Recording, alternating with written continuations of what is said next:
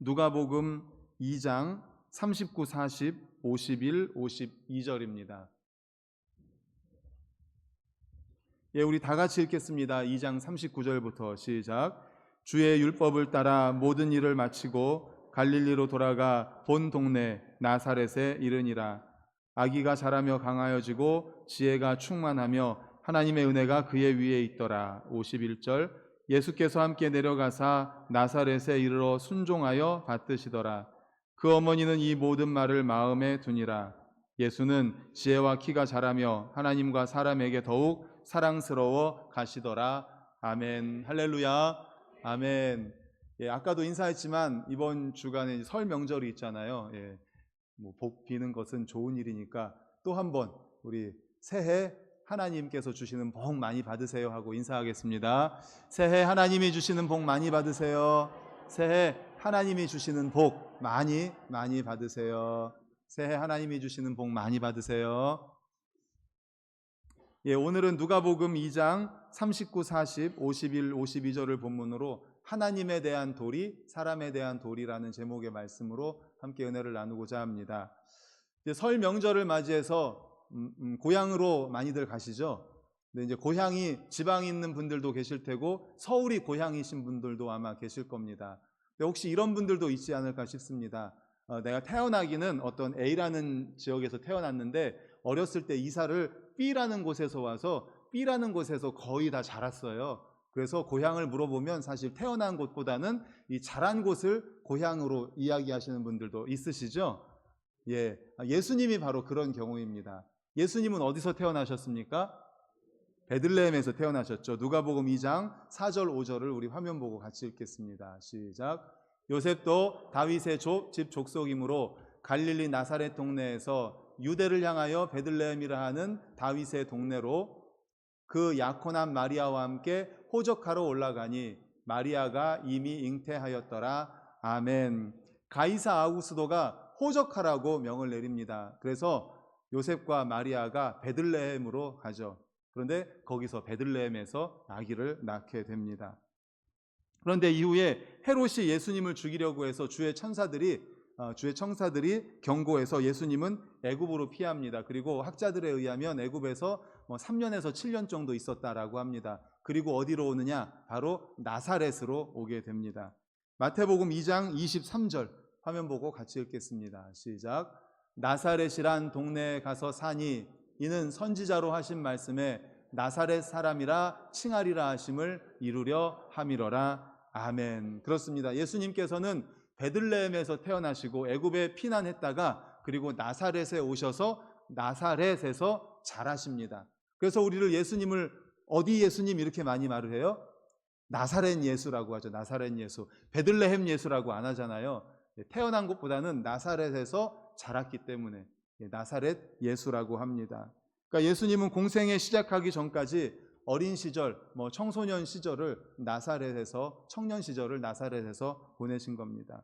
그렇다면 예수님께서는 나사렛에서 청년 시절을 성장기 시절을 어떻게 보내셨을까요? 52절을 화면 보고 같이 읽겠습니다. 시작.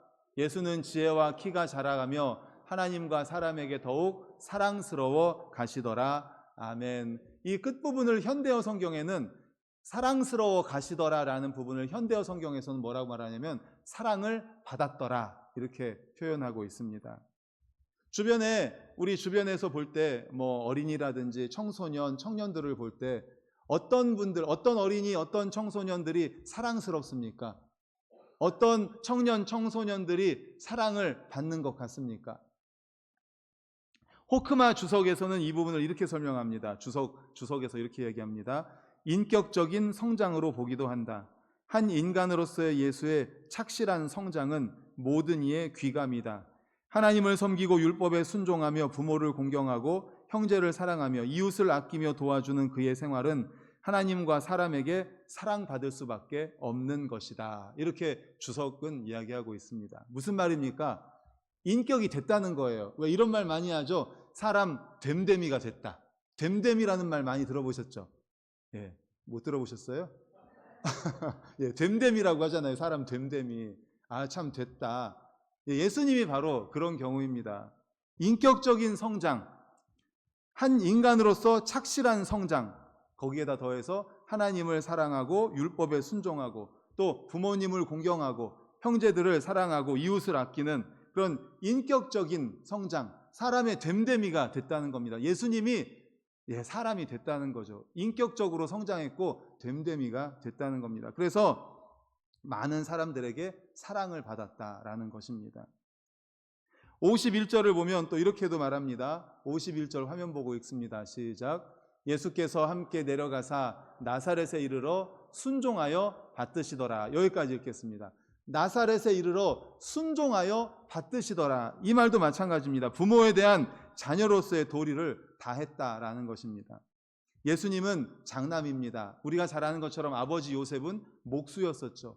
그래서 장남으로서 가족을 부양하기 위해서 목수 일을 아버지를 도와서 열심히 했던 겁니다. 가족을 부양했던 것입니다.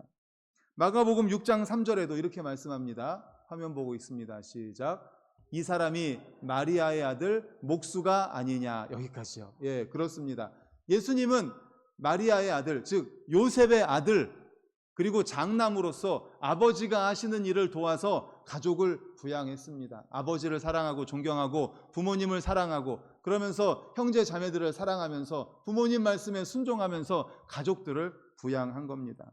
한 인간으로서 이 땅에 오셔서 인간으로서의 도리를 다 하신 것이죠.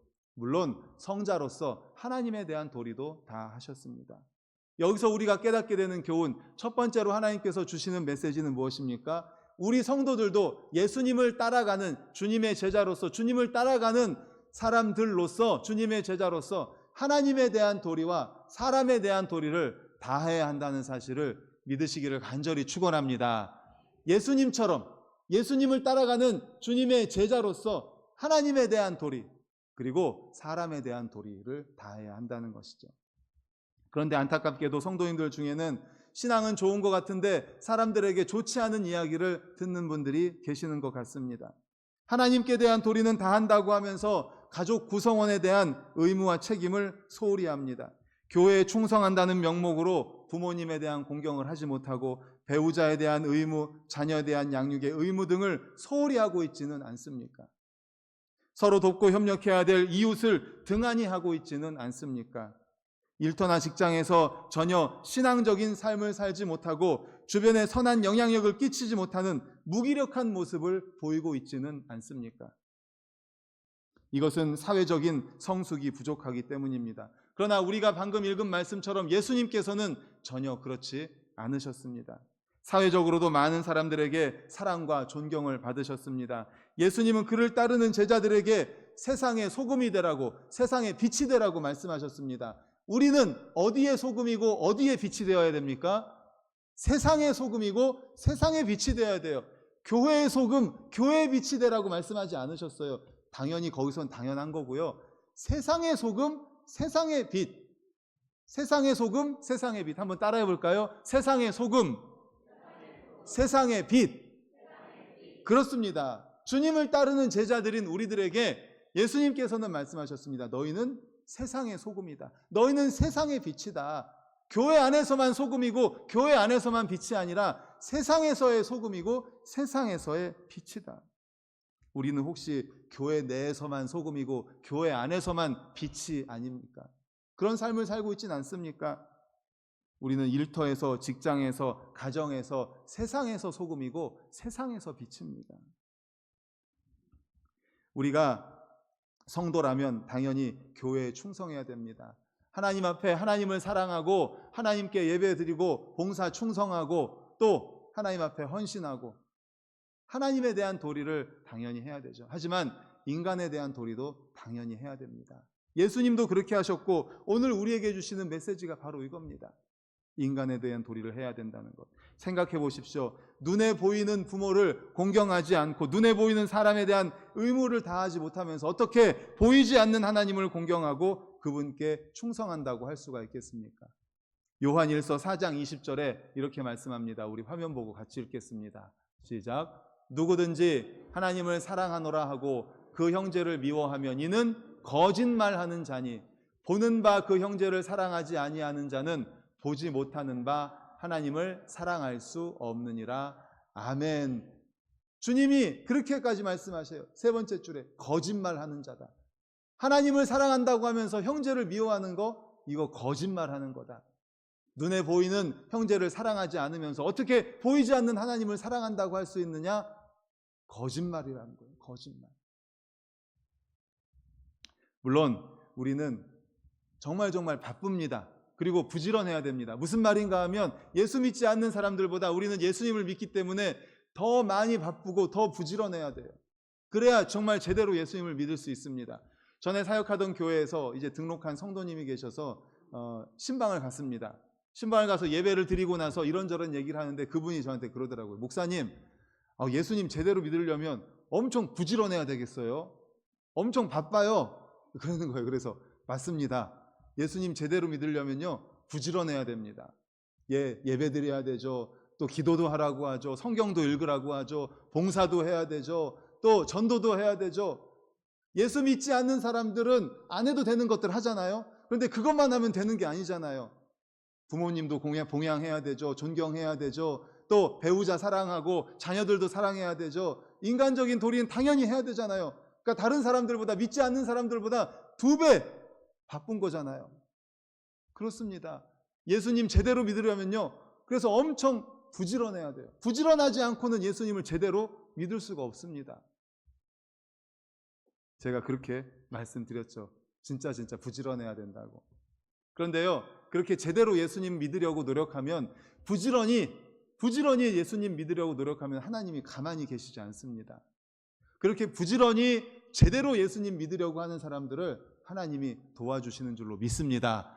아멘, 아멘. 하나님은 가만히 계시지 않습니다. 그렇게 제대로 예수님 믿으려고 하고, 제대로 교회에서 봉사 충성하고 예배드리고 말씀 읽고 기도하고 전도하는 사람들, 성도들, 그리고 예수님한테만, 하나님한테만 그게 아니라 가정에서도, 또 부모님께도, 배우자에게도, 자녀들에게도, 이웃 친지들에게도, 이웃에게도 그렇게 부지런히 하나님께 대한 도리를 다하고 사람에 대한 도리를 다하는 그리스도인들, 우리 반석교회 성도님들에게 하나님은 가만히 계시지 않습니다.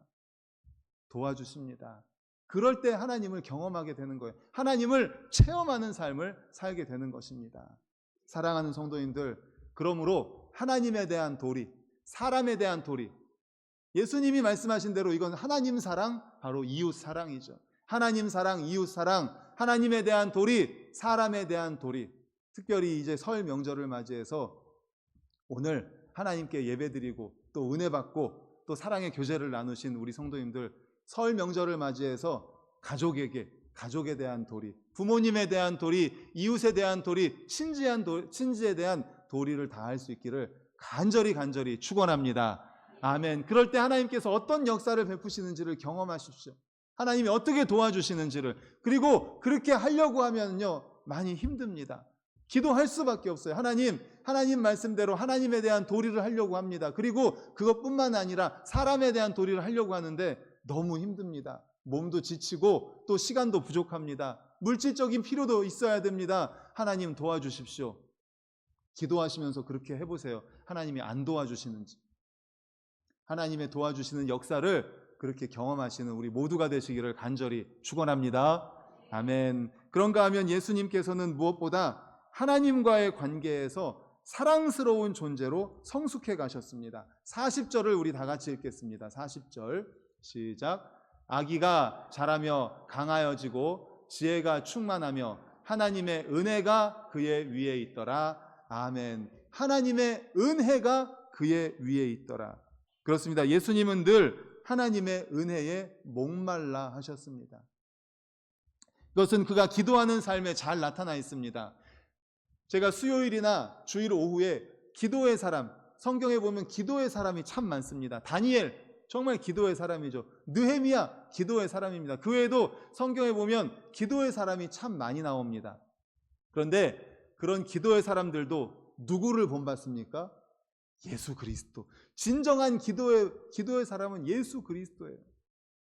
예수님이 얼마나 기도하는 삶을 살았는지 누가복음 6장에 보면 제자들을 선택하시기 전에 밤이 맞도록 기도하셨습니다. 또 누가복음 11장에 보면 예수님이 한 곳에서 얼마나 기도하셨는지 제자들이 그 모습을 보고 이렇게 얘기합니다. 누가복음 11장 1절을 우리 같이 읽겠습니다. 시작. 예수께서 한 곳에서 기도하시고 마치심에 제자 중 하나가 여짜오되 주여, 요한이 자기 제자들에게 기도를 가르친 것과 같이 우리에게도 가르쳐 주옵소서. 아멘. 예수님이 얼마나 간절하게, 얼마나 진실하게 기도했으면 우리도 좀 기도를 가르쳐 주십시오, 이렇게 얘기합니까? 또 누가복음 18장에 보면은 예수께서 항상 기도하고 낙심하지 말아야 한다고 말씀하시고, 또 누가복음 22장에 보면 습관을 따라 감람산에 가셔서 십자가를 지기 전에 기도하십니다. 새벽에 기도하십니다. 한적한 곳에 가서 기도하십니다. 밤이 맞도록 기도하십니다. 제자들을 선택하시기 전에 기도하십니다. 예수님의 삶은 정말 기도의 삶이에요. 기도의 삶. 이렇게 예수님은 평생 기도를 통해서 영적인 성숙을 경험했다는 사실을 믿으시기를 간절히 축원합니다. 아멘. 그래서 우리도 기도를 통해서 영적인 성숙을 이루어야 되고요, 은혜 받는 삶을 살아야 하는 것입니다. 왜 예수님 믿으십니까? 라고 물어본다면 우리 성도님들은 이렇게 대답하실 겁니다. 예수님이 나를 구원하셨습니다. 참으로 저를 사랑하십니다. 주님이 저를 너무너무 사랑하셔서 늘 감사합니다. 다른 사람들도 이런 예수님을 믿었으면 좋겠습니다. 성숙한 그리스도인으로서 이렇게 이야기하실 것입니다. 그런데 아직 성숙하지 못한 상태에 혹시 머물러 있는 성도님들 혹시 계시진 않습니까? 교회에 나와서 예배는 드리지만 일주일에 몇 번 기도하십니까? 얼마나 기도하십니까? 평일에 얼마나 성경을 보고 계십니까? 얼마나 주님의 말씀에 순종해서 전도하고 계십니까? 교회에서는 거룩하지만 세상에서는 혹시 말씀과 상관없는 삶을 살고 있지는 않습니까? 밖에서 보면 예수 믿는 사람인지 믿지 않는 사람인지 도대체 구별이 가지 않는 그러한 삶을 살고 있지는 않습니까? 혹시 썬데이 크리스찬이라고 그렇게 불림을 받고 있지는 않습니까? 우리가 성장해야 교회가 성장합니다. 우리가 성숙해야 한국 교회가 성숙합니다. 한국 교회가 성숙해야 한국 사회가 성숙해질 수 있습니다. 교회는 많은데 세상을 변화시키지 못한다면 이게 어떻게 되는 일입니까? 우리가 아는 것처럼 바다는 짭니다. 그런데 바다에 소금이 몇 퍼센트 있는지 아십니까? 3.5%래요. 3.5%.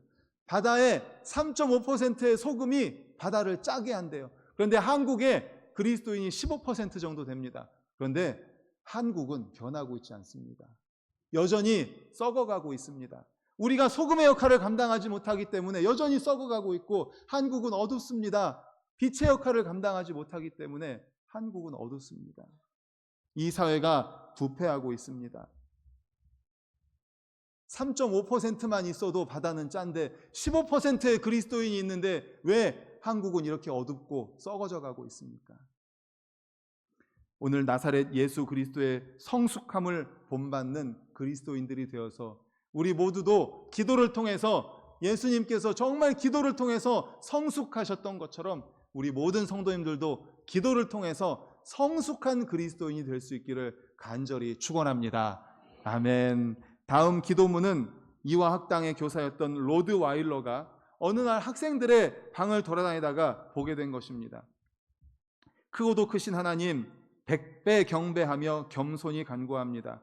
크고도 크신 하나님께, 높은 하늘의 하나님께 우리에게 행복과 큰 뜻을 이루는 성공을 간구합니다. 크신 하나님, 심히 보잘것없는 사람들의 기도를 들으시는 당신께 기도하며 100배 허리 굽혀 당신께 경배합니다. 로드 와일러는 이 기도문을 보고 학생들의 신앙이 성숙한 것을 보면서 하나님께 감사드렸다고 합니다. 로드 와일러뿐만 아니라 모든 신앙의 선배님들, 또 교사들, 우리 항존직 분들은 성도님들의 신앙이 자라는 것을 보면서 어떻습니까? 또 특별히 전도하신 분들, 새가족분들의 신앙이 자라는 것을 볼 때 어떻습니까? 감사하고 감격하지 않습니까? 1부 예배 때, 9시 예배 때 이렇게 말씀을 드렸어요. 우리 주일학교가 11시에 지금 이 시간에 유치부, 유초등부, 중고등부가 주일학교 예배를 드립니다. 그래서 교사들이 9시 예배를 드려요. 근데 교사들이 바로 이런 감동, 감사, 감격이 있습니다. 교사는 반목회라고 해요. 반목회. 뭐라고요? 반목회. 예, 담임 선생님이라고 하는데 반사라고도 해요. 반사. 예, 반. 자기에게 맡겨진 반을 목회하는 거예요. 목회. 저 대신에 반에 맡겨진 어린이들을 목회를 하는 거예요. 저를 대신한다는 건 예수님을 대신한다는 거예요. 예수님을 대신해서 목회를 하는 거예요. 나에게 맡겨주신 영혼들을. 그들을 목회하면서 그들의 신앙이 성장하는 걸 보면요, 이것은 경험해보지 않고는 알 수가 없는 겁니다. 너무너무 감격스러워요. 전도하신 분들, 새 가족들이 교회에 잘 정착하고 적응하고 기도하는 생활을 하고 봉사하고 충성하면서 나보다 더 열심히 하는 모습을 볼 때 어떻습니까? 그 감격은요, 그 감사는 이루 말할 수가 없습니다. 이거는 정말 전도하셔서 새 가족이 자라는 모습을 보고 반목회를 하면서 어린이들이 자라는 모습을 보고 또는 항존직 우리 장로님, 권사님, 안수집사님, 순장님들, 사역회 회장님들이, 순원들, 사역회 회원들이 자라는 모습을 볼 때 이 감격은 이루 말할 수가 없습니다. 사랑하는 성도님들, 영적 성숙, 영적 성장이라는 게 이런 겁니다.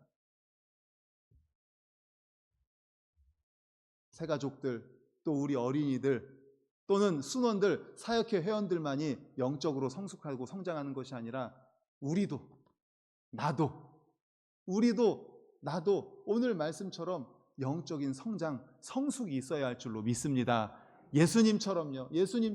예수님이 기도를 통해서 새벽의 기도, 낮의 기도, 시시때때로 기도, 한적한 곳의 기도, 밤의 기도, 밤늦도록 기도, 정말 기도의 삶을 사셨던 예수님처럼 우리 모든 성도님들도 기도를 통해서, 특별히 기도를 통해서, 물론 말씀과 봉사와 또한 헌신과 모든 것을 통해서 우리가 성장하고 성숙하지만 특별히 기도를 통해서 영적으로 성숙하는 우리 모든 성도님들 되시기를 간절히 축원합니다. 아멘. 말씀을 정리합니다. 하나님에 대한 도리, 사람에 대한 도리를 다 하시기를 바랍니다. 설 명절을 맞이해서 이제 부모님을 만나고 또는 가족 친지들, 또 형제 자매들을 만날 텐데 우리가 오늘 이렇게 주일 성수를 하면서 하나님께 영광의 예배를 드리면서 하나님께 감사하고 찬양하고 충성하면서 하나님에 대한 도리를 하셨다면 이제 이번 일주일 동안 설 명절을 맞이해서 사람에 대한 도리, 이웃에 대한 도리를 할 수 있기를 간절히 바랍니다. 또한 기도를 통해서 영적 성장, 영적 성숙이 있어야 되겠습니다. 그 감격은요, 정말 말할 수가 없이 너무너무 기쁩니다. 감사한 것은 제가 2019년 1월 27일에 부임했어요. 그러니까 오늘 딱 6년이 된 날입니다. 내일부터 7년으로 넘어가요. 6년 동안 목회하면서 정말 많은 분들의 믿음이 성장하는 것을 바라봤어요. 저는 정말 감격했습니다. 말씀을 준비하면서 6년을 돌아봤어요. 6년 동안 정말 믿음이 자라고 신앙이 자라고 그러면서 충성하고 전도하고 예배하고 그러는 모습을 보면서 제가 얼마나 감사했는지 모릅니다. 그런데 이 감사, 감격을 함께 나눴으면 좋겠어요.